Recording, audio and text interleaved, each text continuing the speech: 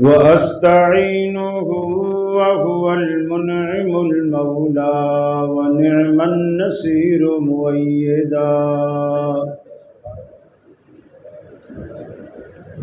لا شريك له إلها واحدا أحدا فردا صمدا. وأشهد أن سيدنا وسندنا محمدا عبده ورسوله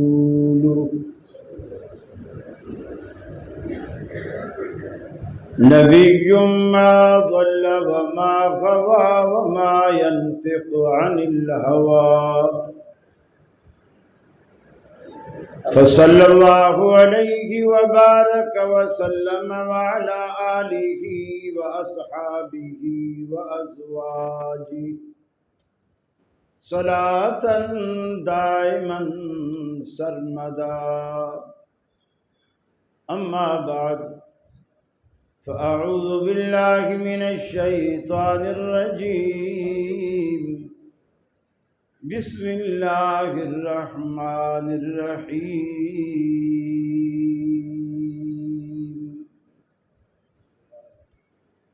لقد كان لكم في رسول الله أسوة حسنة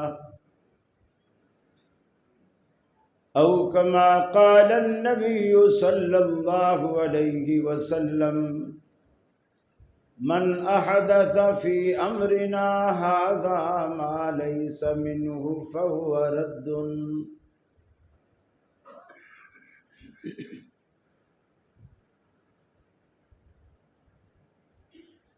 یہ مقصد ہے کہ دنیا سے جہالت دور ہو جائے، کلام اللہ سے مومن کا دل پر نور ہو جائے۔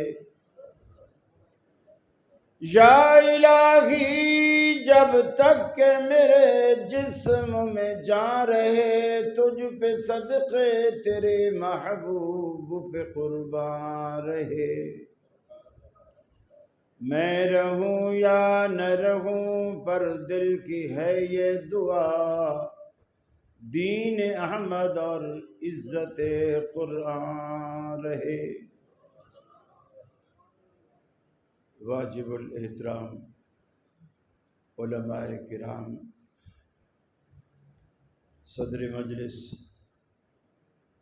فضیلت الاخ حضرت العلامہ مولانا عبدالرحمن شاہین صاحب حافظہ اللہ، محترم قاری عبدالرحیم کلیم صاحب حافظہ اللہ، دیگر علماء زعماء،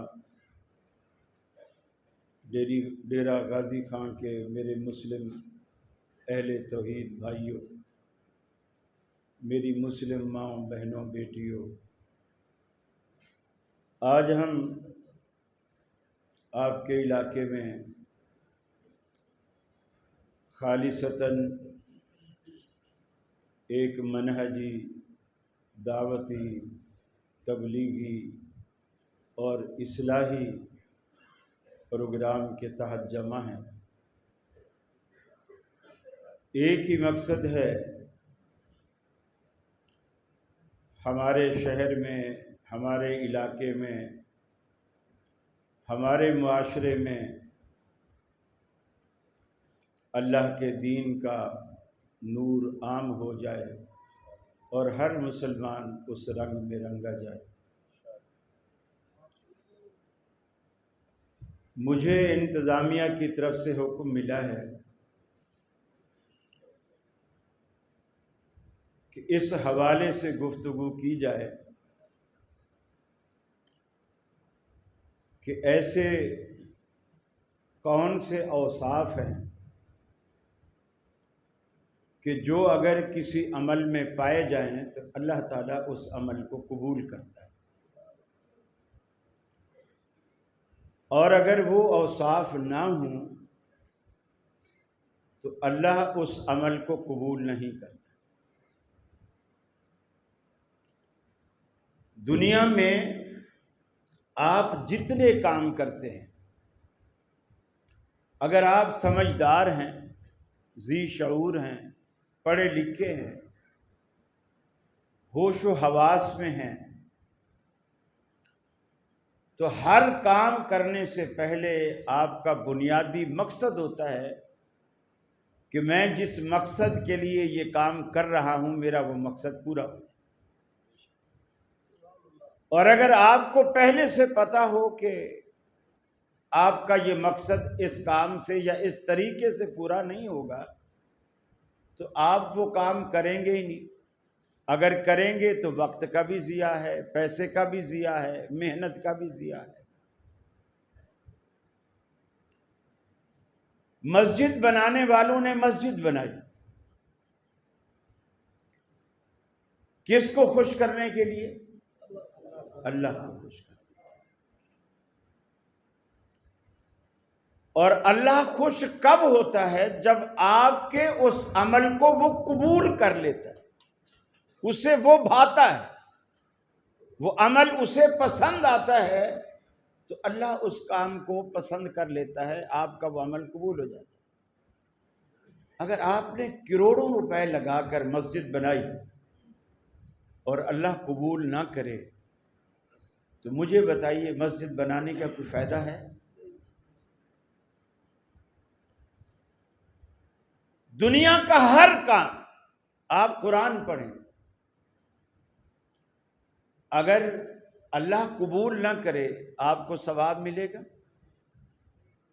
آپ حج کریں، اگر اللہ قبول نہ کرے آپ کو اجر ملے گا؟ آپ قربانی کریں، زکوٰۃ دیں، روزہ رکھیں، اگر اللہ قبول نہ کرے تو آپ کو اس کے بدلے جنت دے گا؟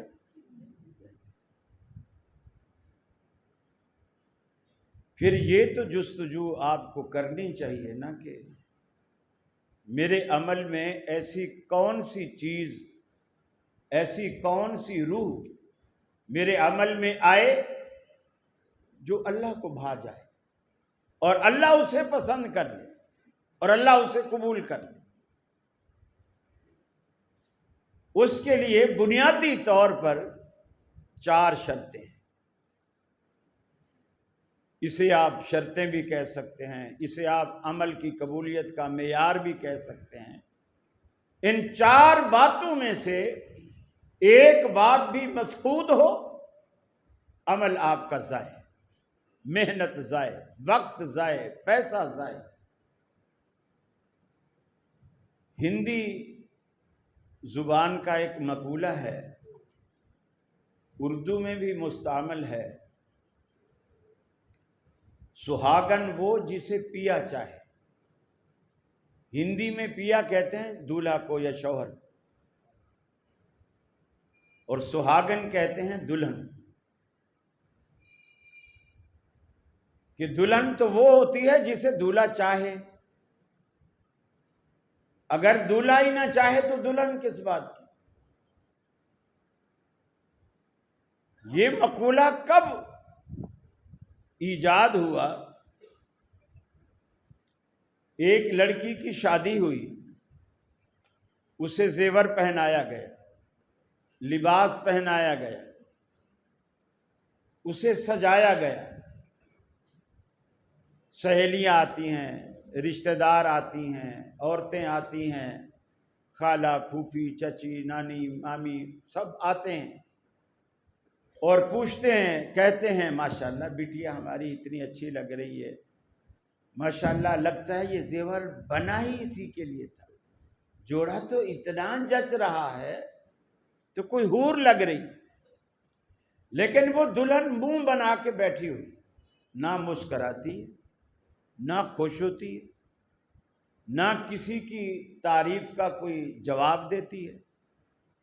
یہ بات اس کی ماں کو بہت بری لگی اور اس کی ماں نے اسے کہا، بیٹیا تو کتنی بدتمیز ہے کہ تیری خالائیں، تیری پھوپھیاں، تیری چاچیاں، تیری سہیلیاں محلے والیاں، اڑوس پڑوس والیاں، وہ ساری آ کے تیری تعریف کر رہی کہ بندیا اتنی اچھی لگ رہی ہے، جھمکے اتنے اچھے لگ رہے ہیں، گلو بند اتنا اچھا لگ رہا ہے، شرارہ اتنا جچ رہا ہے، اور تو نہ تو کسی کا جواب دیتی ہے اور نہ کم از کم کسی کی تعریف پہ مسکرا دے، نہ تو مسکراتی ہے۔ تو اس وقت دلہن نے کہا امی یہ سارا شہر بھی میری تعریف کرے، اور جس کے لیے مجھے دلہن بنایا گیا ہے وہ دیکھنے کے بعد منہ پھیر لے، تو میرے دلہن بننے کا اور ان کی تعریفیں کرنے کا تو بتا مجھے کیا فائدہ ہے؟ مزہ تو تب ہے کہ جس کی میں دلہن ہوں وہ جب مجھے دیکھے پہلی نظر میں، پھر پلک نہ جھپکے، ٹکٹکی باندھ کے دیکھتا رہے اور کہے سبحان اللہ میری قسمت کتنی اچھی ہے۔ پھر اس نے جملہ کہا میں سہاگن وہ جسے پیا چاہے، دلہن وہ نہیں ہوتی محلے والیاں جس کی تعریف کریں، دلہن وہ ہوتی ہے دولہا جس کی تعریف کرے۔ آپ نیکی کریں اللہ کے لیے اور وہ نیکی اللہ کو بھائی نہ، ساری دنیا آپ کو حاجی کہے، آپ کا حج اللہ کو ہی نہ بھائے، ساری دنیا آپ کو نمازی کہے، آپ کی نماز اللہ کو ہی پسند نہ آئے، آپ پڑھ کے فارغ ہوں، وہ نماز اللہ فرشتوں سے کہے اٹھا کے اس کے منہ پہ بات، میرے پاس اس نماز کو لانے کی ضرورت نہیں ہے، اس نماز کا کیا فائدہ ہے؟ وہ چار چیزیں ہیں جس سے اللہ رب العالمین اس عمل کے اندر وہ موجود ہوں تو اللہ اس عمل کو قبول کر لیتا، کرنے والا کوئی بھی ہو۔ اللہ تعالیٰ یہ نہیں دیکھتا پیسے والا ہے، غریب ہے، امیر ہے، اس نے کتنی مسجدیں بنوائی ہیں۔ امام ذہبی رحمۃ اللہ علیہ سیر اعلام النبلاء میں ایک بڑا عجیب و غریب واقعہ نقل کرتے ہیں امام محمد بن منقدر کے حوالے سے۔ وہ کہتے ہیں کہ میں رات کو مدینے میں مسجد میں گیا، چھوٹی سی مسجد، کھڑکی کے پاس بیٹھ گیا، گھوپ اندھیرا ہے، آدھی رات کا ٹائم ہے، میں نے تہجد پڑھی، غربت کی وجہ سے مسجد میں چراغ بھی نہیں جلتا، اندھیرا،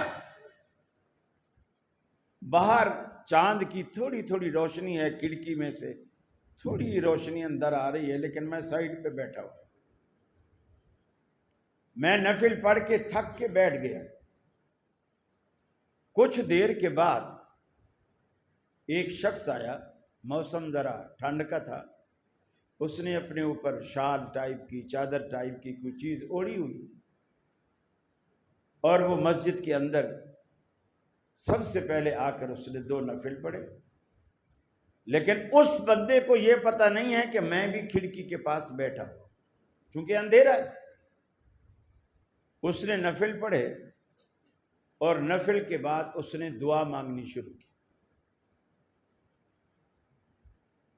اور اس دن جس دن وہ رات کو آ کے دعا مانگ رہا ہے، دن کو سارے مدینے نے گورنر مدینہ کی قیادت میں باہر دھوپ میں میدان میں نکل کر نماز استسقاء پڑھی، چونکہ مدینے میں قحط سالی ہے، بارش کے لیے نماز استسقاء پڑھی، اور سارا دن گزر گیا، اب رات بھی آدھی گزر گئی، بارش نہیں ہوئی۔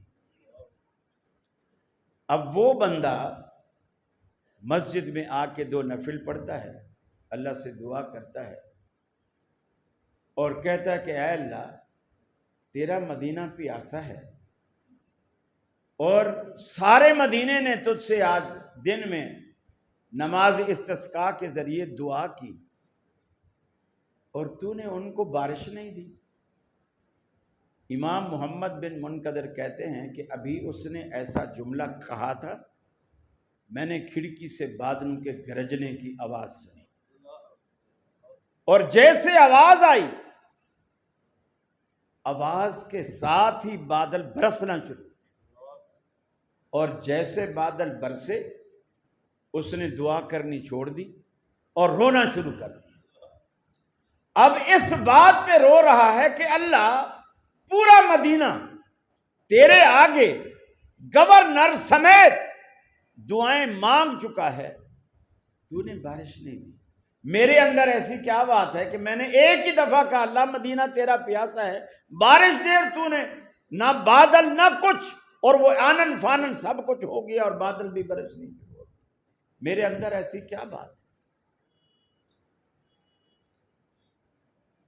امام محمد بن منقدر کہتے ہیں وہ روتا رہا اور یہی ایک ہی بات کہتا رہا، اللہ میرے اندر کیا بات، اللہ میرے اندر کیا بات۔ بعض دفعہ بندے کو خود بھی پتہ نہیں ہوتا کہ آپ کی کون سی ادا اللہ کو بھا گئی، بندے کو پتہ نہیں ہوتا، اور بعض دفعہ بندے کو یہ بھی پتہ نہیں ہوتا کہ اللہ کی نظر میں آپ کی کون سی ادا اسے ناراض کر گئی ہے اور آپ کو پتہ نہیں ہوتا۔ محمد بن منقدر کہتے ہیں کہ فجر کا ٹائم ہونے لگا، مؤذن آیا، اس نے اذان دی، جیسے اس نے اذان شروع کی وہ بندہ جو رو کے دعا مانگ رہا تھا مسجد سے خاموشی سے نکلا اور باہر بھاگ گیا۔ میں کہتے ہیں کہ حیران بیٹھا تھا، بڑا عجیب آدمی ہے کہ لوگ اذان سن کر آتے ہیں اور یہ اذان سن کر باہر بھاگ گئے، اور نیک اتنا ہے کہ تہجد پڑھ رہا ہے جو نفل ہے، اور نماز تو فرض ہے، نفل پڑھ رہا ہے، فرض کے لیے بھاگ رہا ہے، اور اللہ اس کی دعا بھی قبول کر رہا ہے۔ کیا بات! کہتے ہیں میں شش و پنج میں تھا، تھوڑی دیر بعد میں نے، چونکہ شکل میں نے نہیں دیکھی تھی اندھیرے میں، بس میں نے چادر کو نشانی بنایا ہوا تھا، تھوڑی دیر بعد میں نے دیکھا کہ جب لوگ اذان کے بعد مسجد میں آنا شروع ہو گئے تو ان کے ساتھ گھل مل کے وہ بھی مسجد میں آ گئے۔ کہتے ہیں کہ میں نے اندازہ لگا لیا کہ یہ صرف اس وجہ سے بھاگا تھا کہ لوگوں کو یہ پتہ نہ چلے کہ میں اذان سے پہلے تہجد کے ٹائم میں مسجد میں آیا تھا، وہ اس بات کو چھپانا چاہ رہا۔ آج تو 10 روپے بھی آپ کسی بیوہ کو، کسی فقیر کو دیتے ہیں تو دوسرے ساتھی کو بولتے ہیں یار یہ موبائل پکڑ میری تصویر بنانا ذرا، وہ چھپا رہا ہے اس بات کو۔ جب نماز ہو گئی اس نے بھی نماز پڑھی، لوگ ایک ایک کر کے اٹھنا شروع ہو گئے۔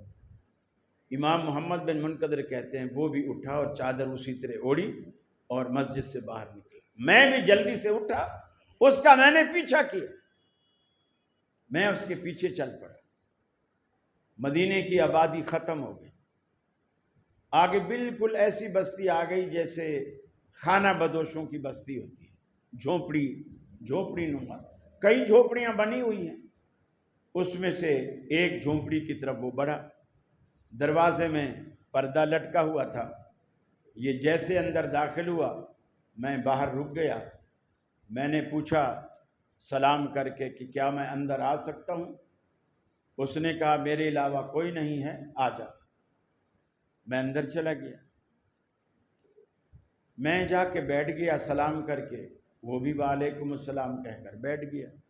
اب نہ وہ بول رہا ہے نہ میں بول رہا ہوں، وہ سمجھ رہا ہے یہ مجھ سے کچھ بولے گا کیوں آیا ہے، اور میں سمجھ رہا ہوں یہ مجھ سے پوچھے گا کہ تو کیوں آیا ہے۔ اسی اثناء میں کہتے ہیں کہ میں نے اس کے خیمے کا جائزہ لینا شروع کیا، دائیں بائیں اوپر نیچے ادھر ادھر دیکھا، جیسے آپ کسی کے گھر جائیں تو چیزیں ٹٹول کر اندازہ لگاتے ہیں کہ اس کا کیا کام، اگر چھیڑیاں تھوڑی پڑی ہوئی ہو برابر میں، اس طرح کی چیزیں ہوں تو آپ سمجھتے ہیں کوئی مستری ہے یا لوہار ہے، کوئی کارپینٹر ہے، کوئی رندہ بھی پڑا ہوا ہو، تو آپ چیزوں سے اندازہ لگاتے ہیں۔ امام محمد بن منقدر رحمۃ اللہ علیہ فرماتے ہیں کہ میں نے دیکھا چمڑے کے ٹکڑے، سلائی والی آر، دھاگے، یہ وہاں کچھ پڑے ہوئے، میں اس سے اندازہ لگا لیا اپنے طور پر کہ یہ پیشے کے لحاظ سے موچی ہے، پیشے کے لحاظ سے موچی۔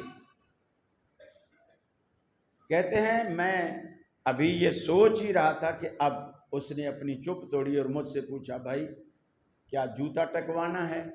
ظاہر بات ہے موچی کے پاس تو لوگ جوتا ٹکوانے آئیں گے نا، کیا جوتا ٹکوانا ہے؟ میں نے کہا نہیں۔ تو پھر کیوں آیا؟ بولے میں تجھ سے اللہ کی رضا کے لیے دوستی کرنے آیا۔ اس نے کہا مجھ سے؟ میں غریب آدمی ہوں، خانہ بدوش ہوں، پیشے کے لحاظ سے موچی ہوں، مجھ سے دوستی کرے گا؟ اب محمد بن منقدر نے وہ بات بتائی کہ رات جب تو رو کے دعا کر رہا تھا اور اللہ نے تیری دعا پر بارش دی، میں اسی مسجد کے کونے میں اندھیرے میں خاموشی سے بیٹھا ہوا تھا اور میں تجھے دیکھ رہا تھا۔ وہ کہتے ہیں میرا یہ بتانا تھا کہ اس بندے کے چہرے کا رنگ ہی اڑ گیا، جیسے کوئی اس کا بہت بڑا راز فاش ہو گیا، اور وہ کہنے لگا نہیں بھائی نہیں، تو نے کسی اور کو دیکھا ہوگا، تجھے دھوکا ہو۔ میں نہیں، میں تو بہت گناہ گار آدمی ہوں، نماز بھی مشکل سے بس پڑھ لیتا ہوں، اللہ کا بڑا فضل ہے، میں اتنا نیک آدمی نہیں ہوں۔ میں واپس آ گیا۔ دوسرے دن میں اس سے ملنے کے لیے بھی، میرا مقصد تھا کہ دوستی کروں، میں مسجد میں گیا، وہ بندہ نہیں آیا، تہجد میں بھی نہیں آیا، اذان ہوئی جب بھی نہیں آیا، فجر کی نماز ہوئی جب بھی نہیں آیا۔ نماز ختم ہوئی تو میں یہ سمجھا کہ ہو سکتا ہے بیمار ہو، اب میں نے تو اس کا گھر دیکھ لیا ہے، چلو اگر بیمار ہے تو یہ بھی مجھے ثواب ملے گا، اور اس کے دل میں بھی میرے لیے جگہ بن جائے گی کہ یہ بندہ مجھے پوچھنے آیا ہے، میں چلو خیریت معلوم کر لیتا ہوں۔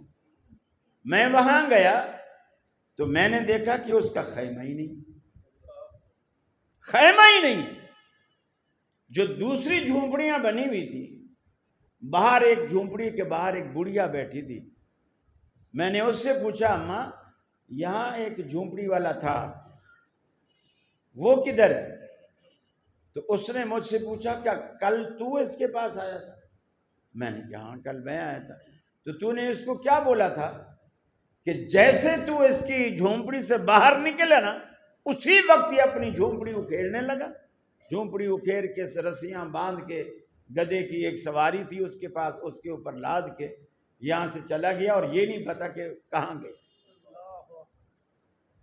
امام محمد بن منقدر رحمۃ اللہ علیہ فرماتے ہیں میں اس کے بعد ساری زندگی اس کو ڈھونڈتا رہا، ایک ایک سے پتہ پوچھتا رہا، لیکن وہ بندہ پھر مجھے نظر نہیں آیا۔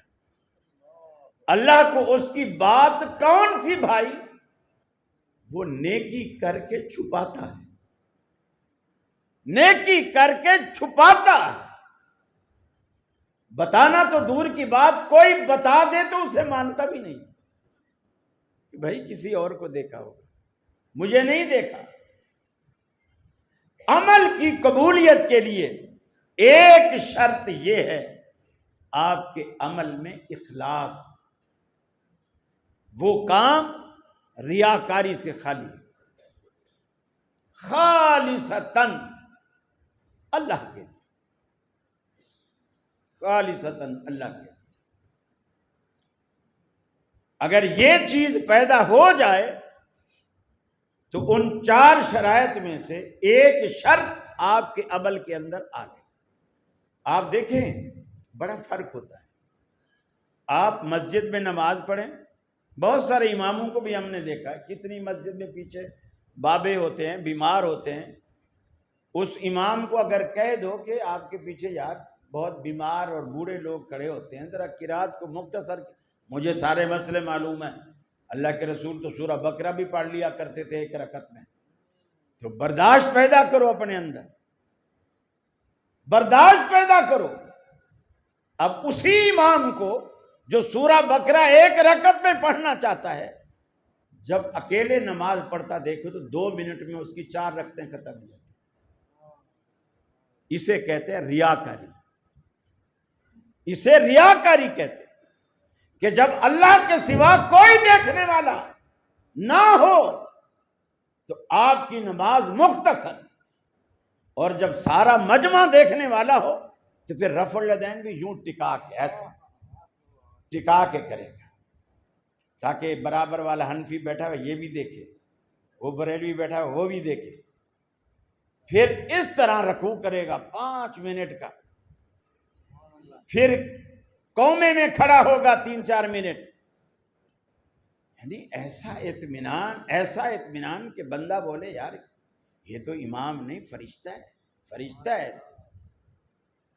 اخلاص جب تک پیدا نہیں ہوگا عمل قبول نہیں ہوتا۔ اور دوسری بنیادی شرط وہ ہے عقیدہ توحید۔ اگر آپ کے عقیدے کے اندر توحید نام کی کوئی چیز نہیں ہے اور اس کی جگہ شرک ہے، آپ مسجدیں بنوائیں، روزے رکھیں، قرآن پڑھیں، حج کریں، قربانیاں دیں، 35-40 دیگیں روز پکائیں، کوئی فائدہ نہیں، بالکل کوئی فائدہ نہیں۔ فرمایا ان اللہ لا یغفر ان یشرک بہ وَيَغْفِرُ مَا دُونَ ذَلِكَ لِمَن يَشَاءُ۔ اللہ رب العالمین کا یہ وعدہ ہے، اللہ رب العالمین کی طرف سے یہ اعلان ہے، جس بندے نے شرک کیا، اللہ کا کسی کو ساجی بنایا، اللہ رب العالمین نے اس کی بخشش نہیں کرنی، اس کا عمل بھی قبول نہیں ہونا۔ اللہ رب العالمین نے حتیٰ کہ قرآن پاک میں اتنی وضاحت کرتے ہوئے فرمایا، آپ نے فرمایا من یشرک باللہ فقد حرم اللہ علیہ الجنہ ومأواہ النار۔ جس بندے نے بھی اللہ کی ذات کے ساتھ کسی کو شریک ٹھہرایا، اس پر اللہ نے جنت کو حرام کر دیا، دوزخ کو فرض کر دیا، جنت میں جائے گا نہیں اور دوزخ سے بچے گا نہیں۔ جس نے بھی شرک کیا، چاہے اس کا نام اہل حدیث ہو، چاہے اس کا نام دیوبندی ہو، چاہے اس کا نام بریلوی ہو، چاہے اس کا نام کچھ بھی، ناموں پہ نجات نہیں ہے۔ آپ کے عقیدے میں توحید پہلے ہونی چاہیے۔ حج بعد میں کریں، مسجد بعد میں بنوائیں، روزہ بعد میں رکھیں، بچے بعد میں پڑھائیں، شادیاں بعد میں کریں، پہلے عقیدہ توحید راسخ کریں۔ جس رب کی دنیا میں آپ رہ رہے ہیں، اس دنیا کے بادشاہ کو راضی تو کریں نا۔ دیکھیں، اولاد، ایک بچہ ہے، ماں باپ سے لڑ کر ان کے گھر میں تو نہیں رہ سکتا نا۔ ایک باپ کے گھر میں سگی اولاد نہیں رہ سکتی، جبکہ اس کا 5 مرلے کا گھر ہے، اور جو رب ساری کائنات کا بادشاہ ہے۔ پھر صرف یہ نہیں کہ کائنات کا، آپ چلو دنیا میں کہیں گے ٹھیک ہے جی، اگر یہ لاہور سے نکالے گا میں کراچی چلا جاؤں گا، کراچی سے نکالے گا ڈیرہ غازی خان چلا آؤں گا، یہاں سے نکالے گا میں پشاور چلا جاؤں گا، اور جہاں بھی آپ جائیں پتہ چلے یہ شہر بھی اسی کا ہے، وہ بھی اسی کا ہے۔ آخر تھک ہار کے آپ فیصلہ کریں کہ میں دنیا ہی چھوڑ دوں گا، میں دنیا میں ہی نہیں رہتا، اور پھر آپ کو پتہ چلے آخرت بھی اسی کی ہے، کیا بنے گا؟ کیا بنے گا؟ اللہ رب العالمین دنیا کا بھی بادشاہ ہے، آخرت کا بھی بادشاہ ہے۔ اس کو ناراض کر کے ہم اور کیا کچھ کمائیں گے، ہم جی ہی نہیں سکتے، ہم جی ہی نہیں سکتے۔ یہ دنیا اس کی ہے، یہ تو اس کا کرم اور احسان ہے، ہمارے گناہوں پر ہمیں فوری نہیں پکڑتا، ورنہ بندہ مزار پہ ٹکا پڑا ہو، مزار پہ، اور اللہ تعالیٰ اس کی روح نکال دے، یقین مانیے اگلے دن کوئی مزار پہ جائے گا ہی نہیں۔ اگر اللہ تعالیٰ ایسا کرنے لگ جائے، وہ مزار پہ سجدہ کرے، اللہ اس کی روح نکال دے، فوری گناہ پہ گرفت نہیں کرتا، اپنی حکمت کے تحت ڈھیل دیتا ہے۔ اللہ کے رسول نے فرمایا 2 وجہ سے ڈھیل دیتا ہے اللہ تعالیٰ، کافر کو اس لیے ڈھیل دیتا ہے تاکہ یہ اور گناہ کر لے اور گناہ کر لے، جب میں اس کو پکڑوں اور جتنی سزا دوں ہر دیکھنے والا کہے کہ ٹھیک ہوا، یہ اسی سزا کا لائق اور اسی سزا کا مستحق تھا۔ اور مومن کو اللہ اس لیے ڈھیل دیتا ہے تاکہ یہ توبہ کر لے، اور بندہ اگر یہ سمجھے کہ یار نہ اللہ نے مجھے پکڑا، نہ میری روٹی بند کی، نہ مجھے میری نوکری سے ہٹایا، اس کا مطلب ہے نعوذ باللہ، اس کا مطلب یہ ہے کہ اللہ کو پتہ ہی نہیں چلا، میرا گناہ چھپ گیا۔ یہ ہماری بھول ہے، اللہ کو سب پتہ ہے، سب پتہ ہے، فرشتوں کو بھی پتہ نہ ہو اللہ کو پتہ ہے، اس لیے کہ اللہ علیم بذات الصدور ہے۔ آپ کے سینے میں ابھی خیال آیا ہی نہیں ہوتا، اسے پہلے پتہ ہوتا ہے کہ اس کے سینے میں خیال کیا آنے والا ہے۔ توحید آپ کے دل میں راسخ ہونی چاہیے۔ فرمایا وَمَا تَسْقُطُ مِن وَرَقَةٍ إِلَّا يَعْلَمُهَا وَلَا حَبَّةٍ،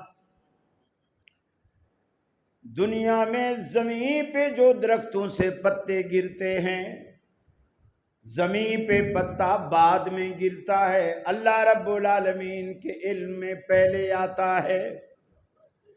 آج دنیا کا کوئی فقیر، دنیا کا کوئی پیغمبر، دنیا کا کوئی ملنگ، دنیا کا کوئی مفتی یہ نہیں بتا سکتا، کراچی کی بات نہیں، لاہور کی بات نہیں، آپ کے محلے میں 35 بلاک میں درخت کتنے لگے ہیں، آپ پیدائش سے لے کر آج بڑھاپے تک کسی شہر میں اسی علاقے میں گزرے، لیکن آپ آج تک یہ نہیں بتا سکتے آپ کے علاقے میں درخت کتنے ہیں۔ رب العالمین کہتا ہے میرے بندے، میرے علم کا یہ عالم ہے، تو درخت نہیں جانتا، میں تو یہ بھی جانتا ہوں ان درختوں پہ پتے کتنے لگے ہیں۔ رب العالمین کو یہ بھی معلوم ہے۔ وَمَا تَسْقُطُ مِن وَرَقَةٍ إِلَّا يَعْلَمُهَا وَلَا حَبَّةٍ وَلَا حَبَّةٍ فِي ظُلُمَاتِ الْأَرْضِ وَلَا رَطْبٍ وَلَا يَابِسٍ إِلَّا فِي كِتَابٍ مُبِينٍ۔ فرمایا زمین پہ گرنے والا پتا بھی اس کے علم میں دور نہیں، ہر چیز کتاب مبین میں اللہ رب العالمین نے لکھ رکھی ہے۔ اللہ کو پہلے سے پتا ہے کون کہاں مرے گا۔ آپ کو تو حالانکہ ہم مرنے والے ہیں، ہمیں نہیں پتا، ہمیں نہیں پتا، اللہ کو پتا ہے ہم نے اس کی موت کہاں لکھی ہے، کہاں مرے گا یہ۔ اور یقین مانیے یہ اللہ نے ایسا رازدارانہ نظام چلایا ہے، اگر ہر بندے کو اللہ بتا دیتا، مثلا مجھے بتا دیتا کہ تیری موت ہم نے ڈیرہ غازی خان میں لکھی ہے، آج آپ مجھے ڈیرہ غازی خان میں دیکھتے؟ کبھی بھی نہیں آتا۔ یار ہو سکتا ہے وہ موت والا دن آج ہو، تو میں کیوں جاؤں ڈیرہ غازی خان؟ اگر آپ میں سے کسی کو بتا دے کہ آپ کی موت کراچی میں لکھی ہے، آپ کبھی وہاں سے کوئی کاروبار کرنے جائیں گے؟ نہیں جائیں گے۔ اللہ نے سارا راز رکھ کر دنیا کا ایک نظام چلایا، ساری دنیا کا نظام چلایا، اور یہ راز اللہ کے سوا کسی کے پاس نہیں۔ قُل لَا يَعْلَمُ الْغَيْبَ إِلَّا اللَّهُ، اے حبیب کہہ دیجئے غیب کو اللہ کے سوا کوئی نہیں جانتا۔ عِندَهُ مَفَاتِحُ الْغَيْبِ لَا يَعْلَمُهَا إِلَّا هُوَ، غیب کو اللہ نے تالے لگا کے چابیاں ہی اللہ نے اپنے پاس رکھ لی ہیں اور اس کے سوا کوئی نہیں جانتا. لا یعلمها الا. میرے بھائیو، یہ جو دنیا کا نظام ہے، اب یہ دوسری شرط، آپ کے عمل میں ایک اخلاص ہو، دوسرے نمبر پر توحید ہو، شرک کسی طرح کا بھی نہ ہو. دیوبندی بھی آج شرک کرتے ہیں دعاؤں کے وسیلے میں. دیوبندیوں کی دعائیں بھی ایسی موجود ہیں، ان کی کتابوں میں موجود ہے، جو نبی کے صدقے سے، نبی کے وسیلے سے، نبی کے واسطے سے، فلاں کے واسطے سے، حسن حسین کے واسطے سے میرا یہ کام کر دے. اللہ تعالیٰ کسی کا پابند نہیں ہے، نہ نبی کا، نہ ولی کا، نہ مفتی کا، نہ بزرگ کا، نہ فرشتوں کا، نہ جنات کا. اللہ کو کوئی واسطہ وسیلہ نہیں دیا جا سکتا. اللہ نے دیکھ لو جتنی دعائیں قرآن پاک میں اللہ رب العالمین نے جتنی دعائیں سکھلائی ہیں، ساری کی ساری دعائیں ڈائریکٹ ڈائلنگ کے ساتھ ہیں. اور ربنا اللہم، کوئی بیچ میں واسطہ وسیلہ کچھ بھی نہیں. اللہ کو واسطہ دو، اس کے صفاتی نام کا دو. وَلِلَّهِ الْأَسْمَاءُ الْحُسْنَى فَادْعُوهُ بِهَا. اللہ کے بہت اچھے اچھے نام ہیں، اس کے ذریعے اس کو پکارا کرو. اللہ کو اللہ کے اچھے ناموں سے پکارا کرو. کیوں غیر کے واسطے سے پکارتے؟ یہ دو باتیں. اور تیسری اہم شرط یہ ہے، آپ کا وہ عمل جس کے لیے آپ چاہتے ہیں کہ اللہ اسے قبول کر لے، آپ کا وہ عمل نبی کریم صلی اللہ علیہ وسلم کے طریقے کے مطابق، سنت کے مطابق. اگر سنت کی موافقت نہیں رکھتا، اللہ اسے قبول نہیں کرتا، اللہ کو نہیں بھاتا. اس سے مماثلت ہونی چاہیے، سنت کی موافقت ہونی چاہیے. اب بندہ کلمہ تو پڑھے نبی کا، نماز پڑھے حنفی طریقے کی، اللہ کیسے قبول کرے گا؟ لوگ کہتے ہیں میاں یہ بڑے متشدد قسم کے لوگ. یقین مانیے مجھے اس سے کہیں زیادہ تشدد کا سامنا کرنا پڑتا ہے، غیروں کے سامنے ٹی وی پر بیٹھ کر، چینل پر بیٹھ کر لوگ گالیاں تک دیتے ہیں.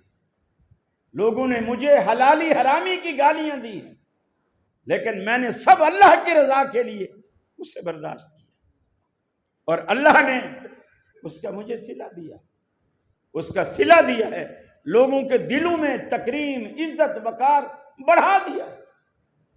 کیا کراچی میں ادھر ڈیرہ غازی خان میں علماء کم ہیں؟ آپ اتنا پیسہ خرچ کر کے کراچی سے بلاتے ہیں. یہ اللہ نے آپ کے دل میں وہ محبت اور عزت اور وہ تکریم ڈالی. میرے بھائی، توحید کی ایک عظمت ہے، جس کے سینے میں آئے گی، بیٹھے گی، اللہ رب العالمین اس کو چار چاند لگا دے. ایک انڈیا سے ایک مولوی کا آج کل کلپ آیا ہو، وہ کہہ رہے ہیں پیر عبد القادر جیلانی بچے تھے جب چھوٹے تھے، تو پیر عبد القادر جیلانی کا نانا، یہ یوٹیوب پہ عام ہے، شاید آپ نے بھی، بہت سارے لوگوں نے آپ میں سے دیکھ لیا. پیر عبد القادر جیلانی کے نانا جیسے بچوں کے ساتھ کھیلتے ہیں تو وہ آگے بھاگ رہے ہیں، نانا پیچھے بھاگ رہے ہیں. پیر عبد القادر جیلانی بھاگتے گئے اور نانا پیچھے بھاگ رہا ہے. آگے بچے آئے، انہوں نے کہا بچوں کو، پیر صاحب نے کہا نانا آ رہے ہیں بھاگو، وہ بھی بھاگنے لگ گئے.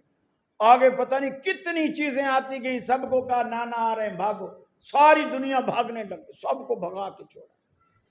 تو میں نے کہا یہ فضیلت پیر عبد القادر جیلانی کی تو نہیں ہے، یہ تو نانے کی فضیلت. بھئی نانا کے نام سے بھاگ رہے ہیں نا، پیر صاحب تو خود بھاگ رہے ہیں. اور لوگ سبحان اللہ. اب ہمارا مزاج ایسا بن چکا ہے، جو جتنا بڑا جھوٹ بولے اس کی تقریر سن کر اتنا بڑا سبحان اللہ بولے. یہ پنجاب میں یہ کلچر عام ہے، الحمدللہ کراچی اس سے پاک ہے. جتنا بڑا جو جھوٹ بولے گا اتنا زور سے بولیں گے سبحان اللہ. ایک دوسرا صاحب ہے، کراچی میں اس کا نام لوگوں نے رکھا ہوا ہے چھوڑو نمبر 1، چھوڑو نمبر 1۔ وہ کہتا ہے کہ جتنے آج تک ہٹلر کے دور میں جتنے یہودی مرے ہیں وہ سارے عبد القادر جیلانی نے مارے ہیں، اور کریڈٹ خام کا ہٹلر لے گیا، کریڈٹ ہٹلر لے گیا۔ بھی اللہ کے بندو، جب سارے یہودی تم مار سکتے ہو تو آج فلسطینی اتنے پریشان ہیں، پیر صاحب کو بولو نا اسرائیل کو مارے نا، اسرائیل کو مارے، کیوں نہیں مارتے؟ اچھا کرامتیں ایسی بیان کریں گے کہ اس دور کی، کہ جس دور میں نہ اب کوئی اس کا گواہ ہوگا، نہ کوئی بھی، آج میڈیا کا دور ہے، میڈیا کے دور میں تمہارا یہ جھوٹ نہیں چل سکتا۔ اگر ایک چیز ہو رہی ہے تم ویڈیو بناؤ، تم ویڈیو بناؤ، دنیا کو دکھاؤ، دیکھو وہاں بھی نہیں مانتے، یہ دیکھو ویڈیو نانے نے پیچھے لگایا ہوا ہے، پھر عبد القادر جیلانی آگے بھاگ رہا ہے، یہ ویڈیو ہے۔ پھر لوگ ویڈیو دیکھ کے بولیں گے ارے یہ پیر صاحب تھوڑی ہے، یہ تو ہمارے کا بچہ جنید ہے، ہمارے محلے کا بچہ، یہ تو وہ بھاگ رہا ہے، چوری پکڑی جائے گی۔ یہ جھوٹ آج بول کے دکھائیں۔ اس دور میں آپ کا وہ عمل نبی رحمت صلی اللہ علیہ وسلم کی سنت کے مطابق، اگر آپ کی سنت سے موافقت نہیں رکھتا، تھوڑی تھوڑی باتیں۔ حضرت عائشہ کے پاس ایک بندہ آیا، بلکہ 3 بندے آئے، دروازہ کھٹکھٹایا، پوچھا امی جان یہ بتائیے اللہ کے رسول کے اعمال کے بارے میں۔ آپ نے بتا دیا۔ وہ کہنے لگے سبحان اللہ، اس کا مطلب ہے وہ تو آپ تو اللہ کے رسول تھے، ہم تو کچھ بھی نہیں کر رہے ہیں اس کے مقابلے میں۔ پھر وہ مسجد میں گئے، وہیں کھڑے کھڑے پہلے عہد کیا، ایک نے کہا میں شادی نہیں کروں گا، ایک نے کہا میں ساری زندگی روزے رکھوں گا، دوسرے نے کہا کہ میں ساری رات عبادت کروں گا اور سوؤں گا نہیں۔ تینوں چلے گئے مسجد نبوی میں۔ تھوڑی دیر بعد رسول اللہ صلی اللہ علیہ وسلم بھی گھر میں آ گئے۔ حضرت عائشہ نے کہا بھی کچھ لوگ ابھی آئے تھے، انہوں نے کھڑے کھڑے آپ کے بارے میں پوچھا، میں نے بتایا عمل کے بارے میں، تو پھر یہ باتیں کر کے مسجد چلے گئے۔ آپ فوراً مسجد گئے، آپ گئے، آپ نے پوچھا قلتم کذا و کذا، ارے وہ تم ہی لوگ ہو جنہوں نے ایسا ایسا ابھی کہا ہے؟ انہوں نے کہا یا رسول اللہ۔ آپ نے فرمایا خبردار مجھ سے آگے نکلنے کی کوشش مت کرو، میں شادی بھی میں نے کی ہیں، میری بیویاں بھی ہیں، میرے بچے بھی ہیں، میں رات کو سوتا بھی ہوں اور جاگتا بھی ہوں، نفل بھی پڑھتا ہوں، میں روزے رکھتا بھی ہوں اور چھوڑتا بھی ہوں، یہ میری سنت ہے۔ تم کون ہوتے ہو مجھ سے آگے نکلنے والے؟ اور یہی بات اللہ نے قرآن میں کہی، فرمایا یا ایھا الذین آمنوا لا تقدموا بین یدی اللہ ورسولہ، اے ایمان والو اللہ اور اس کے رسول سے آگے بڑھنے کی کوشش نہ کرو۔ واتقوا اللہ، اگر کبھی شیطان تمہارے دلوں میں نبی سے آگے نکلنے کی بات ڈال بھی جائے، اللہ سے ڈرو، اللہ کے ڈر کا سہارا لو، اللہ کے حبیب سے آگے نکلنے کی کوشش نہ کرو۔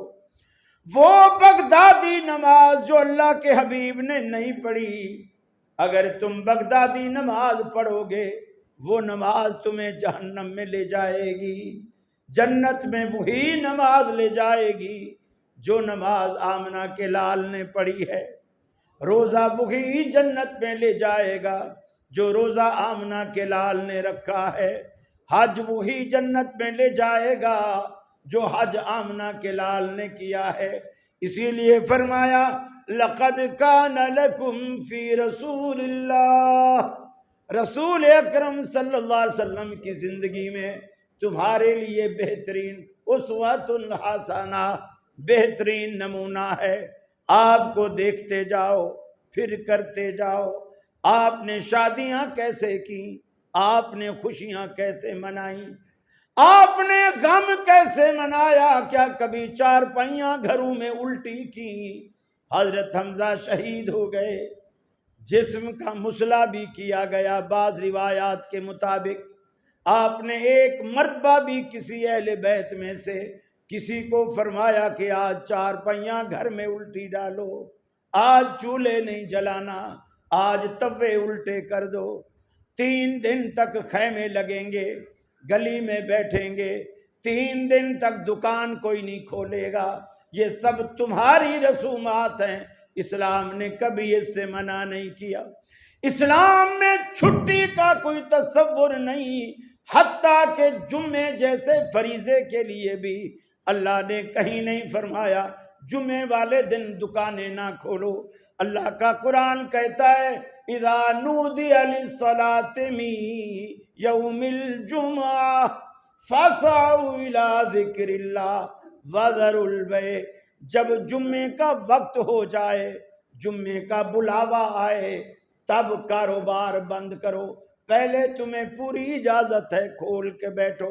فَإِذَا قُضِيَتِ الصَّلَاةُ، جمعہ کے بعد بھی کاروبار ٹھپ کرنے کی تمہیں ضرورت نہیں، جب تمہاری نماز پوری ہو جائے فَانْتَشِرُوا فِي الْأَرْضِ وَابْتَغُوا مِنْ فَضْلِ اللَّهِ، پھر دکانوں کے دروازے کھول کے بیٹھو، اللہ کا فضل تلاش کرو۔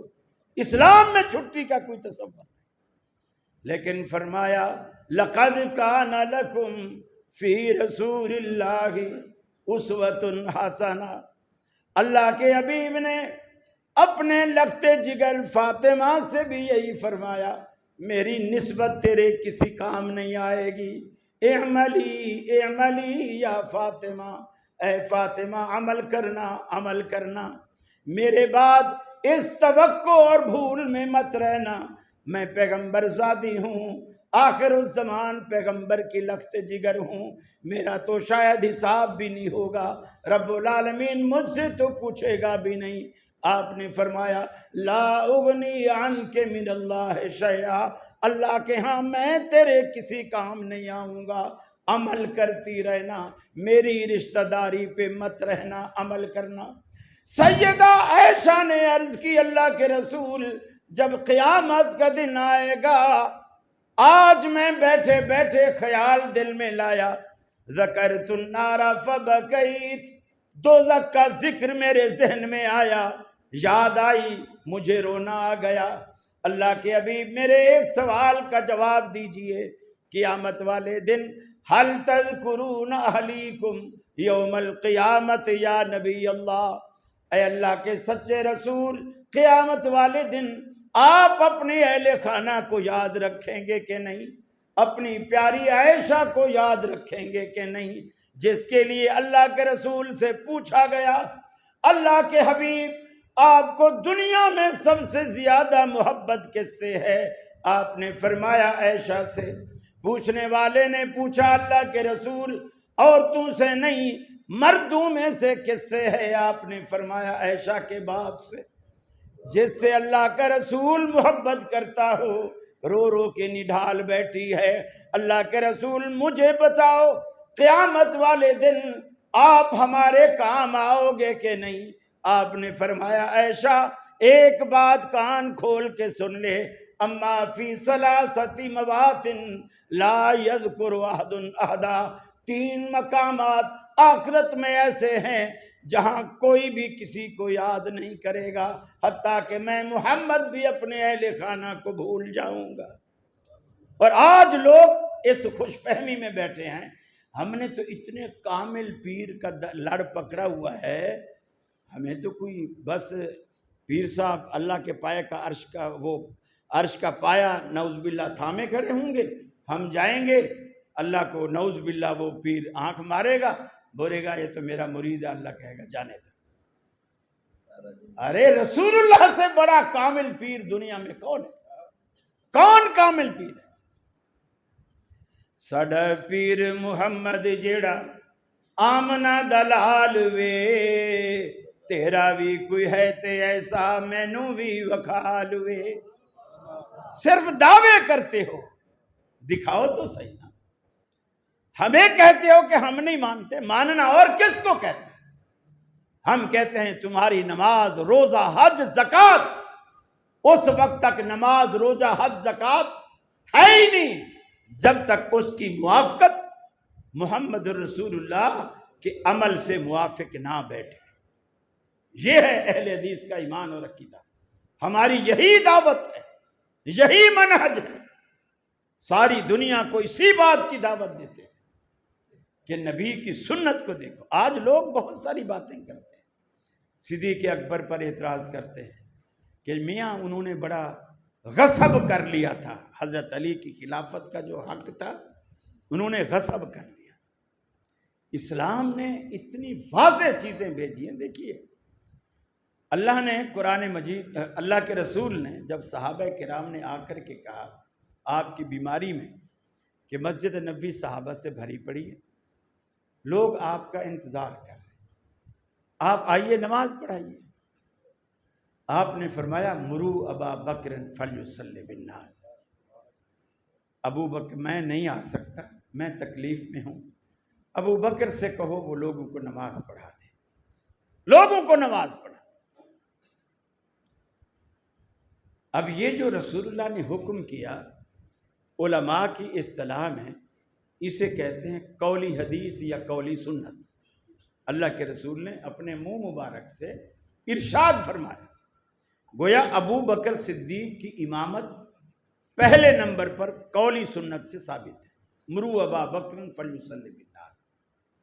پھر حضرت عائشہ نے، صدیق اکبر کی بیٹی نے اعتراض کیا، کہا اللہ کے رسول میرا ابا بڑا نرم دل ہے، آپ کے مصلی پر کھڑا ہوگا، آپ کی عدم موجودگی کو برداشت نہیں کر سکیں گے اور روتے رہیں گے نماز میں، لہٰذا یہ نماز پڑھا ہی نہیں سکیں گے، کسی اور کو بولو۔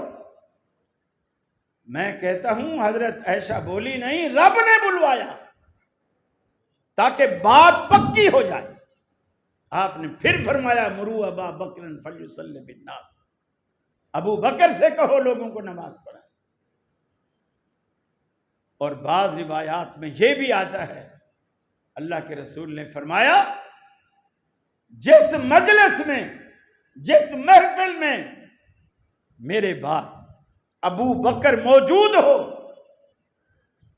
اور اگر ان کی موجودگی میں امہم غیرہم، اس کے علاوہ کوئی اور شخص ان کی امامت کرائے، آپ نے فرمایا یہ کسی کے لیے جائز ہی نہیں ہے، جائز ہی نہیں ہے کہ ابو بکر کی موجودگی میں کوئی اور امامت کرائے، بولو ابو بکر سے نماز پڑھائے۔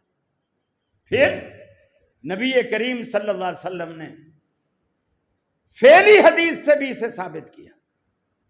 ایک اسی بیماری میں حضرت علی، حضرت عباس، ان کو بولا مجھے اٹھاؤ، نماز ہو رہی ہے، ابو بکر نماز پڑھ رہے ہیں اور پڑھا رہے ہیں، پیچھے اہل بیت بھی پڑھ رہے ہیں، حضرت علی بھی موجود ہے، حضرت ابن عباس حضرت موجود ہے، عقیل موجود ہے، اہل بیت کے دیگر لوگ موجود ہیں، حسنین کریمین موجود ہیں، لیکن آپ نے کسی کو نہیں کہا ابو بکر سے کہو نماز پڑھے۔ ایسی کچھ بات تو تھی نا۔ پھر جب آپ آئے مسجد میں آ گئے، حضرت علی نے، عباس نے آپ کے دونوں کندھوں سے پکڑا ہوا، پاؤں آپ کے ایسے لٹک رہے، آپ کو آ کر ابو بکر کی بائیں طرف، جس طرف سے امام بیٹھتا ہے اس طرف آ کر کے بٹھا دیا۔ اللہ کے رسول بیٹھ گئے۔ اللہ کے رسول ابو بکر کے امام تھے اور ابو بکر باقی صحابہ اور اہل بیت کے امام تھے۔ یہ نماز بھی ابو بکر صدیق نے رسول اللہ کی موجودگی میں پڑھائی۔ گویا رسول اکرم نے بائیں پہلو میں بیٹھ کر اپنی فعلی سنت سے بھی ثابت کیا ابو بکر اس امت کا میرے بعد امام ہے، میرے بعد یہی خلیفہ ہے۔ پھر آپ نے تقریری سنت سے اسے ثابت کیا۔ جس دن آخری نماز ابو بکر صدیق نے آپ کی زندگی میں جو نماز پڑھائی ہے آخری، وہ فجر کی نماز تھی۔ فجر اور ظہر کے درمیان اللہ کے رسول خالق حقیقی سے جا ملے۔ اس کے بعد صحابہ نے آپ کا چہرہ مسجد میں کبھی نہیں دیکھا۔ صحابہ نماز میں ہیں، رسول اللہ صلی اللہ علیہ وسلم آئے اور آ کر آپ نے کھڑکی سے پردہ ہٹایا اور آپ نے دیکھا صحابہ کرام مسکرائے۔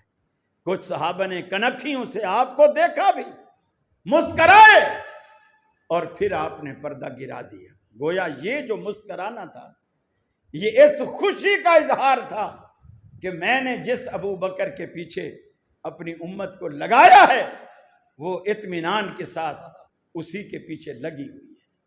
تو آپ مسکرا کر آپ واپس گئے۔ یہ تقریری سنت سے بھی صدیق اکبر کی امامت تینوں سنتوں سے ثابت ہے، قولی سے بھی، فعلی سے بھی اور تقریری سے بھی۔ اور کہتے ہیں کہ جی وہ زبردستی غاصب بن گئے، تو میں نے کیا، اللہ کے بندے، جب حضرت علی سے ہر کوئی آتا ہے زبردستی خلافت چھین گیا، حضرت عمر اپنے خلافت میں نعوذ باللہ زبردستی بیٹی کا رشتہ کر کے لے گئے، تو پھر کم از کم شیر خدا کہنا بھی چھوڑ دو اور مشکل کشا کہنا بھی چھوڑ دو، جو اپنی خلافت نہیں بچا سکے۔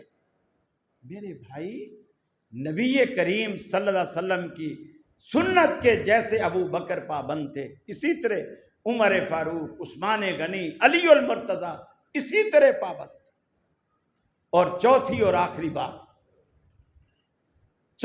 آخری بات یہ کہ آپ کے عمل میں رزق حلال جب تک نہیں ہو آپ کا عمل قبول نہیں۔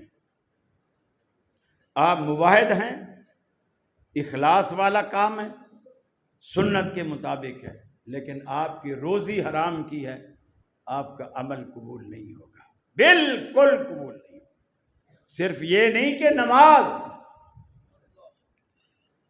فرمایا ایک ایسا مسافر اشعث و اغبارا جو گرد و غبار میں اٹا ہوا ہے، دامن گریباں پھٹا ہوا ہے، چلاتا ہے مسافروں کی دعا، حالانکہ اللہ قبول کرتا ہے اور اللہ سے دعائیں مانگتا ہے، فیقول یا رب یا رب، اللہ کو پکارتا ہے۔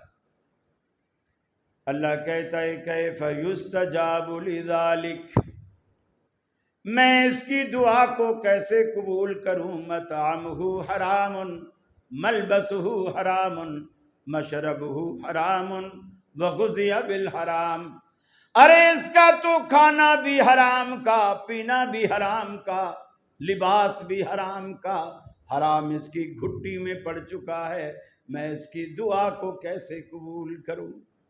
اگر بندہ حرام سے کپڑے پہن کر، حرام مال سے کپڑے پہن کر نمازیں پڑھتا ہے، اللہ کے رسول فرماتے ہیں اللہ اس کی نماز کو قبول نہیں کرتا جب تک حرام سے خریدا ہوا کپڑا اس کے تن پہ باقی رہتا ہے۔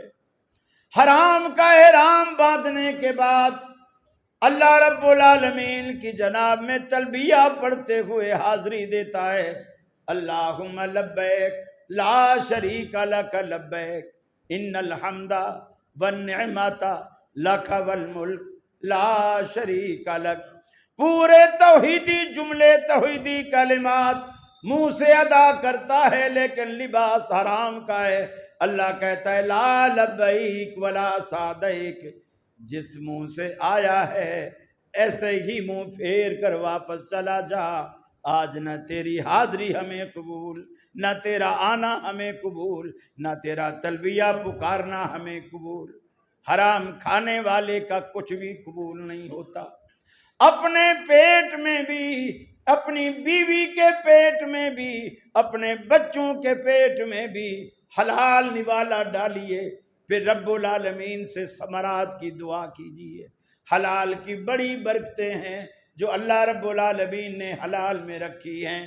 اگر آپ کے جسم کو، آپ کا جسم حرام غذا سے پلتا ہے، خون بنتا ہے، اللہ کے رسول نے فرمایا وہ جسم جو حرام کی غذا سے پلا بڑا ہے، وہ جسم دوزخ زیادہ حقدار ہے کہ وہ جسم اس میں جائے، جنت کا وہ حقدار نہیں ہو سکتا۔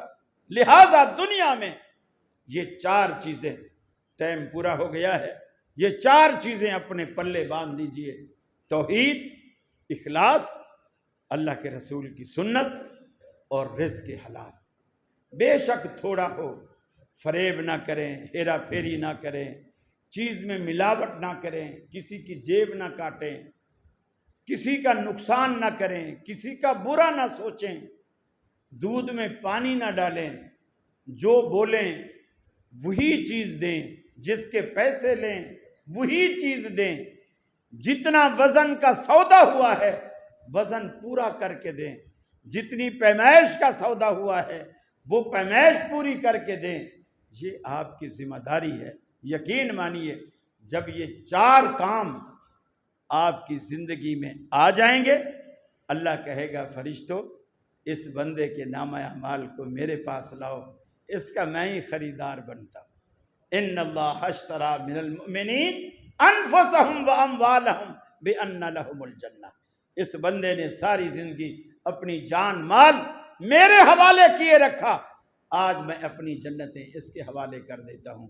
اللہ کرے اللہ ہمیں اس کا حقدار بنا دے، اللہ ہم سے راضی ہو جائے، ہمارے گناہوں کو معاف فرمائے، حلال کھانے کی توفیق دے، توحید پہ مرنے کی توفیق دے، سنت سے محبت کرنے کی توفیق دے، رزق حلال کی توفیق دے۔ وآخر دعوانا ان الحمد للہ رب العالمین۔ السلام علیکم۔ یہ چند سوال ہے جی۔ گزشتہ دنوں ڈاکٹر ذاکر نائک صاحب نے کہا کہ ہاتھ ناف سے نیچے بھی باندھے جا سکتے ہیں، اس سلسلے میں ہمارا موقف کیا ہے؟ یہ حدیث ہے، ذاکر نائک نے جو کہا یعنی یہ حدیث ہے۔ ابھی تو آپ نے بات سنی ہے کہ عمل کی قبولیت کے لیے ذاکر نائک کا قول نہیں، سنت شرط۔ کیا یہ حدیث ہے کہ ناف سے نیچے بھی ہاتھ باندھے جا سکتے ہیں؟ ذاکر نائک نے تو اور بھی بہت کچھ کہا، صرف یہ بات ہی کیوں پسند آئی؟ صرف یہ، اس نے توحید پر بھی بہت کچھ کہا، وہ خود سینے پر ہاتھ باندھتا ہے۔ کسی نے یہ کیوں نہیں سوال کیا کہ جب ناف سے نیچے باندھے جا سکتے ہیں تو 1 مہینہ تو بھی نیچے باندھ لے؟ کیوں نہیں کہا کسی نے؟ یہ نہیں سوال وہ ہو کہ جی حدیث میں یہ آیا ہے ناف سے نیچے باندھنا، آپ سینے پر کیوں باندھتے؟ حضرت وائل ابن حجر بیان کرتے ہیں کہ میں نے رسول اکرم صلی اللہ علیہ وسلم کی نماز کا جب جائزہ لینے کے لیے آیا، میں نے آپ کو دیکھا وضع یدہ الیمنی علی یدہ الیسری علی صدرہ، آپ نے دایاں ہاتھ بائیں پر رکھا اور دونوں کو پھر سینے پہ رکھا۔ واضح حدیث ہے۔ اب ذاکر نائک صاحب کیا کہتے ہیں کیا نہیں کہتے ہیں، تو وہ تو بہت کچھ کہتے ہیں، اور وہ خود کو اہل حدیث بھی نہیں کہتے ہیں۔ تو یہ اعتراض ہم پر تو نہیں بنتا، یہ ان پر بنتا ہے جو خود کو اہل حدیث نہیں مانتے۔ جی، قسطوں والی بیع جائز ہے یا ناجائز ہے؟ چیز 100 روپے کی ہو قسطوں میں 150 کی؟ میرے نزدیک تو ناجائز ہے۔ بہت سارے علماء یہ بھی کہتے ہیں کہ اگر اسی مجلس میں اسی وقت اگر بیٹھ کر فیصلہ ہو جائے کہ میں ادھار میں لوں گا نقد میں نہیں لوں گا، اور وہ بولے پھر ادھار میں 150 کی ہے، تو بہت سارے علماء اس کے قائل ہیں کہ جی وہ حلال ہے۔ لیکن حدیث میں آتا ہے کہ من باع بیعتین فلہ او کاسہما او الربا، 2 سودوں کے اندر جو کم قیمت سودا ہے وہ حلال ہے، جو زیادہ قیمت والا ہے وہ حرام ہے، اور اس میں کم قیمت والا نقد ہے وہ حلال ہے، اور زیادہ قیمت والا ادھار ہے۔ اور ویسے جب آپ کسی کو قسط پر دے کے پیسے بڑھاتے ہیں تو بیچ میں جو ادھار کی مدت آئی ہے وہ اس کا عوض ہے، اس کا معاوضہ ہے۔ اور سود یہی ہوتا ہے کہ میں نے آپ کو 50,000 روپے ادھار دیے، آپ 6 مہینے بعد لوٹاؤ گے، مجھے کیا فائدہ؟ مجھے کیا فائدہ؟ وہ جو 6 مہینے کا بیچ میں مدت گزری ہے اس کا وہ عوض لگاتا ہے کہ جی آپ کو پھر 60,000 روپے لوٹانے پڑیں گے۔ اس کو تو سارے سود مانتے ہیں۔ اگر وہ چیز دے قیمت بڑھائے اس ادھار کی مدت کی وجہ سے، تو اس کو کیوں حرام نہیں مانتے؟ بالکل حرام ہے، صریحاً حرام ہے۔ جی، عورت طلاق لینا چاہے مرد طلاق نہ دے تو عدالت سے وہ خلع لے سکتی ہے یا نہیں؟ جی خلا، جی ٹھیک ہے، وہ دوسرا سوال ہے۔ خلا عورت کا حق ہے اور طلاق مرد کا حق ہے، اور وہ خلا ہوتا بھی نہیں ہے کہ عورت مرد کو بولے تو مجھے خلا دے، اس کو خلا نہیں کہتے۔ اگر عورت مرد کو بولے کہ تو مجھے خلا دے اور مرد بولے میں نے دے دیا، تو یہ خلا نہیں ہے۔ خلا جب بھی ہوگا کورٹ میں ہوگا یا پنچایت میں ہوگا، گھر میں نہیں ہوگا۔ اور یہ خلا طلاق نہیں ہے، فرق ہے۔ طلاق کی عدت بھی 3 مہینے، خلا کی عدت بھی 1 مہینے، فرق ہے اس میں۔ اور خلے میں عورت اپنا حق مہر بھی واپس کرتی ہے، لے چکی ہے تو واپس کرتی ہے، نہیں لیا تو چھوڑے گی، معاف کرے گی، اس کو نہیں ملے گا۔ اور طلاق میں وہ حق مہر چھوڑنے کی پابند نہیں ہے، اور نہیں دیا خامند نے تو دے گا طلاق کے وقت۔ تو دونوں باتوں میں فرق ہے، طلاق خامند کا حق ہے۔ اور یہ حنفیوں نے اتنا ظلم کیا ہوا ہے اس مسئلے کے ساتھ کہ حدیث میں صراحت ہے کہ عورت اگر گھر سے بھاگ جائے اور کورٹ میں جا کے وہ نکاح کریں، دولہا اور دلہن، ماں باپ کی ناک کٹوا کے، فقہ حنفی کے مطابق ماں باپ کی ناک کٹوا کے اگر کورٹ میں جا کے وہ نکاح کریں، جس کو اللہ کے رسول نے فرمایا لا نکاح الا بولی، ولی کی اجازت کے بغیر نکاح نہیں ہوتا، تو یہ کہتے ہیں وہ نکاح ہو گیا، حالانکہ حدیث ہے کہ ولی کی اجازت کے بغیر نہیں ہوتا۔ بلکہ ایک اور روایت میں آپ نے فرمایا من نکحت باذن غیر ولیھا فنکاحھا باطل فنکاحھا باطل، 3 دفعہ آپ نے فرمایا جو عورت اپنے ولی کی اجازت کے بغیر اپنا نکاح خود کر لیتی ہے اس کا نکاح باطل ہے، باطل ہے، باطل ہے، اس کو یہ مان لیتے نکاح ہو گیا۔ اور جو اللہ کے رسول نے طریقہ بتایا کہ عورت یا پنچایت میں جائے گی یا قاضی کے پاس جائے گی، وہ عورت جس نے خلا لیا تھا اللہ کے رسول کے پاس آئی تھی، اس کے پاس اس نے اپنے حق مہر کے اندر ایک باغ لیا ہوا تھا، اور اس نے کہا یا رسول اللہ میرے ابا نے میرا نکاح کر دیا ایسے شخص سے جو مجھے پسند ہی نہیں، اور اس وقت میں چھوٹی تھی۔ آپ نے فرمایا تو نہیں پسند کرتی؟ نہیں۔ فرمایا کیا تو اس کو باغ اس کا واپس کرنا چاہتی ہے؟ اس نے کہا میں باغ کو کیا کروں گی؟ تو آپ نے فرمایا اس کا باغ اس کو واپس کر۔ اس کو بولا اپنا باغ لے، اس سے فارغ کر۔ آپ نے اس کا خلا کرا۔ اب اس وقت رسول اللہ کی حیثیت عدالت کی تھی، کورٹ کی تھی، سپریم کورٹ کی تھی۔ عدالت میں آ کر اس نے ایسا نہیں کہا گھر میں بیٹھ کر ابا کو بولا مجھے یہ نکاح منظور نہیں، تو اسے ابا نے کہا چلو ٹھیک ہے۔ تو میرے بھائی سنت کے مطابق جو عمل ہے وہ یہی ہے، خلا عورت کا حق ہے اور طلاق خامند کا حق ہے۔ عورت طلاق نہیں دے سکتی، مرد خلا نہیں دے سکتا، یہ باتیں ذہن میں بٹھا لیجیے۔ جی یہ سوال دوسرا تھا کہ بھی وہ اس کو عدت طلاق والی ہوگی یا کوئی اور؟ میرے خیال ہے اس میں جواب آ گیا جی، کہ وہ طلاق اور عدت الگ الگ چیزیں ہیں، خلا کی عدت جو ہے وہ ہوگی۔ اس کی ایک خلا لینے والی عورت دوبارہ نکاح کر سکتی ہے کبھی؟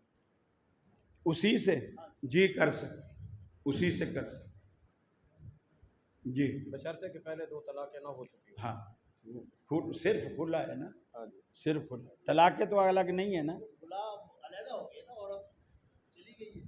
ایسا نہیں ہوتا، یعنی طلاقیں اس سے پہلے ہوئی تھی یا صرف یہ پہلی دفعہ خلا ہوا ہے؟ مرد نے طلاق دینی ہے 2 مرتبہ۔ وہ طلاق دیکھیں سنیں الگ الگ مجلسوں میں اگر مرد نے پہلے 2 طلاقیں دے دی ہیں پھر بھی 1 طلاق باقی، پھر بھی 1 طلاق باقی، اور اگر مرد نے کوئی طلاقیں نہیں دی، عورت نے کورٹ میں جا کر خلا لے لی اور کورٹ نے خلا نامہ جاری کر دیا، اب اگر پھر اب رجوع نہیں ہو سکتا، نکاح دوبارہ ہوگا، اگر وہ بھی عورت چاہے، عورت کا ولی چاہے، چونکہ یہ خلا عورت نے لی تھی، اب نکاح بھی عورت اپنی رضامندی کا اظہار کرے گی، خامند جو ہے وہ رجوع نہیں کر سکتا۔ جی شیخ الاسلام نے قسطوں کے جواز پر اجماع نقل کیا ہے، تو اجماع بھی شرعی مصادر میں سے ہے، اس کے بارے میں بتائیں۔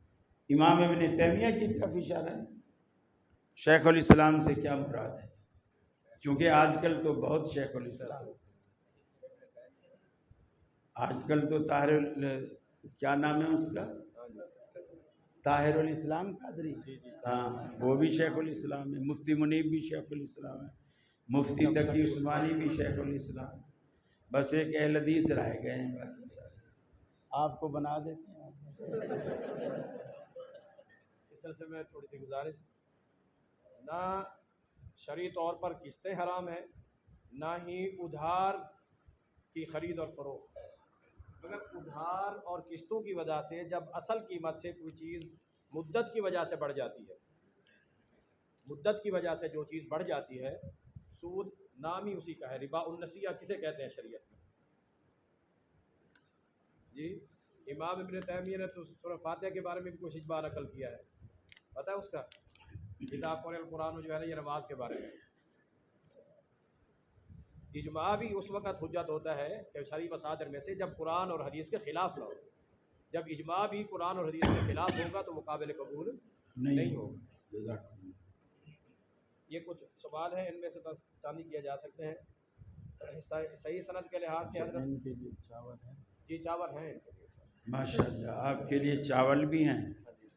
جو ابھی اٹھ کے چلا جائے گا سمجھو اپنا نقصان کرے گا. صحیح سند کے لحاظ سے کہ عبداللہ بن عمر رضی اللہ عنہ بڑوں کو دم کرتے تھے اور چھوٹوں کو تعویذ لکھ کر دیتے تھے، یہ کیا صحیح ہے؟ یہ روایت صحیح نہیں ہے.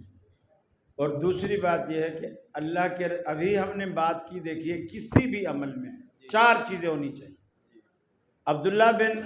اگر عبداللہ بن عمر کی روایت کو یا عبداللہ بن مسعود کی بات کو اگر ہم اتھینٹک مان بھی لیں، رسول اللہ صلی اللہ علیہ وسلم نے ساری زندگی نہ کبھی کسی کو تعویذ دیا نہ کبھی کسی سے تعویذ لیا. بس یہ ہمارے لیے آخری بات اور آخری حجت ہے.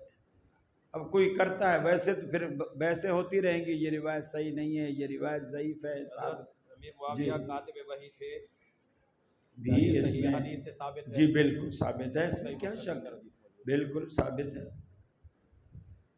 کیا یہ حدیث صحیح ہے کہ میں علم کا شہر ہوں اور علی دروازہ ہے؟ یہ صحیح نہیں ہے.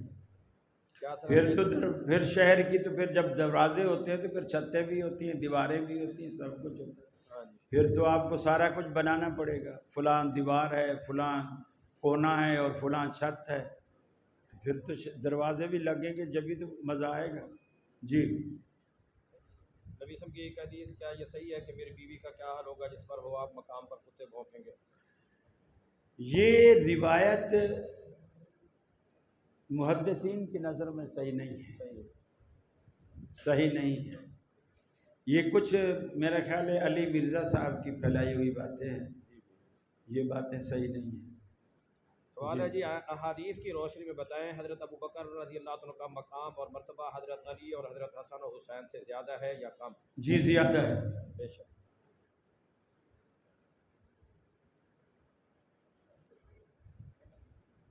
یہ ہم زیادہ یا کم کرنے والے نہیں، اللہ کے رسول نے تقسیم اسی طرح کی ہے. اور اس بات کو مسلمانوں کے علاوہ کافر بھی جانتے تھے. جس دن غزوہ احد میں اللہ کے رسول گڑھے میں گرے تو ابو سفیان سمجھا کہ رسول اللہ صلی اللہ علیہ وسلم نعوذ باللہ شہید ہو گئے. حضرت مصعب بن عمیر بھی گرے زخم کھا کے، تو وہ شکل سے کافی مشابہ تھے، وہ سمجھے حضور فوت. تو اس نے پہلا سوال کیا حل فیکم محمد، کیا تم میں محمد صلی اللہ علیہ وسلم ہیں؟ آپ نے صحابہ سے کہا چپ رہو، اس کو کوئی جواب. پھر اس نے دوسرا سوال کیا کیا تم میں ابو بکر ہے؟ آپ نے فرمایا چپ رہو. پھر اس نے کہا حل فیکم عمر، کیا تم میں عمر ہے؟ اسی ترتیب سے پوچھا، پہلے رسول اللہ کا پوچھا، پھر ابو بکر کا پوچھا، پھر عمر کا پوچھا، اور آپ نے فرمایا کوئی جواب نہ دے. تو یعنی کافر بھی اس ترتیب کو جان رہا ہے، حالانکہ وہ کافر ہے، اس وقت مسلمان نہیں ہوا ابھی تک. یہ سمجھ رہا ہے کہ رسول اللہ کے بعد رتبہ کس کا ہے، پھر اس کے بعد رتبہ کس کا ہے، اس کو بھی یہ معلوم ہے. اور اللہ کے رسول نے کئی موقعوں پر آپ نے ضمناً ایسی باتیں کی کہ ابو بکر، میں ابو بکر اور عمر، میں ابو بکر اور عمر، اس طرح آپ نے باتیں کی. تو یہ مقام اللہ کے رسول نے دیا ہے، کوئی اہل حدیثوں نے یا کسی اور نے نہیں دیا ہے. جی